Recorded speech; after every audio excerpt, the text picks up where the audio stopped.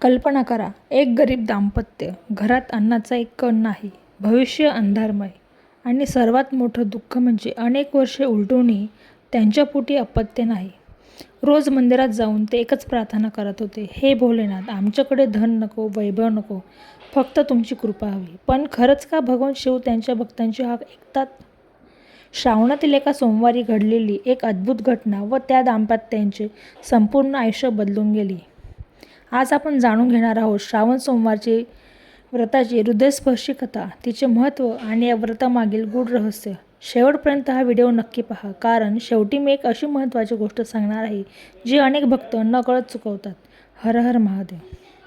हिंदू धर्मात श्रावण महिना भगवान शिवांना अत्यंत प्रिय मानला जातो. समुद्र मंथनाच्या वेळी हलाहल विष बाहेर आले. त्या विषामुळे संपूर्ण सृष्टी संकटात आली. देव दानव भयभीत झाले. तेव्हा भगवान शिवांनी ते विष प्राशन करून संपूर्ण सृष्टीचे रक्षण केले. विषामुळे त्यांचा कंठ निळा झाला आणि ते नीलकंठ म्हणून ओळखले जाऊ लागले. देवतांनी त्यांच्यावर अखंड जलाभिषेक केला. म्हणूनच श्रावण महिन्यात शिवलिंगावर जल अर्पण करण्याची परंपरा सुरू झाली. विशेषतः सोमवार हा शिवपूजेचा दिवस असल्याने श्रावण सोमवार अधिक पवित्र मानला जातो. तर आता वळूयात त्याच्या कथेकडे. खूप वर्षांपूर्वी एका छोट्याशा गावात एक गरीब ब्राह्मण दाम्पत्य राहत होते. दोघेही अत्यंत प्रामाणिक, दयाळू आणि शिवभक्त होते. घरात गरिबी होती, पण मनात श्रद्धेची श्रीमंती होती. दररोज पहाटे उठून ते जवळच्या शिवमंदिरात जात. पण एक दुःख मात्र त्यांच्या मनाला सतत बोचत होते. लग्नाला अनेक वर्षे झाली होती, तरी त्यांना अपत्य नव्हते. गावातील लोक त्यांची चेष्टा करत. काही जण म्हणत, इतकी पूजा करून काय उपयोग? पण त्यांनी कधीही भगवान शिवांवरील विश्वास सोडला नाही. एक दिवस श्रावण महिन्याचा पहिला सोमवार होता. रात एक तेजस्वी वृद्ध साधू आले. त्यांनी त्या दाम्पत्याकडे पाहिले आणि हसत म्हणाले, तुमच्या चेहऱ्यावर भक्ती आहे, पण मनात वेदना आहेत. दाम्पत्याने आपले दुःख सांगितले. साधूंनी शांतपणे सांगितले, श्रावणातील प्रत्येक सोमवारी उपवास करा. शिवलिंगावर स्वच्छ जल, दूध आणि 3 पानांचे बेलपत्र अर्पण करा. ओम नमः शिवाय या मंत्राचा किमान 108 वेळा जप करा आणि शक्य तितक्या गरजूंना अन्नदान करा. हे सर्व निस्वार्थ भावाने करा. फलाची अपेक्षा नको, फक्त भक्ती ठेवा. इतके बोलून ते साधू अचानक अदृश्य.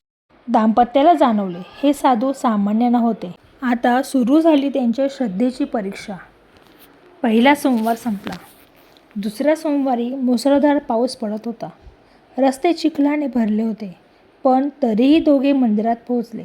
तिसऱ्या सोमवारी त्यांच्याकडे दूध विकत घेण्यासाठी पैसे नव्हते. पत्नी म्हणाली, आज आपण फक्त पाण्याने अभिषेक करूया. पती म्हणाले, महादेवांना वस्तू नकोत, भावना हव्यात.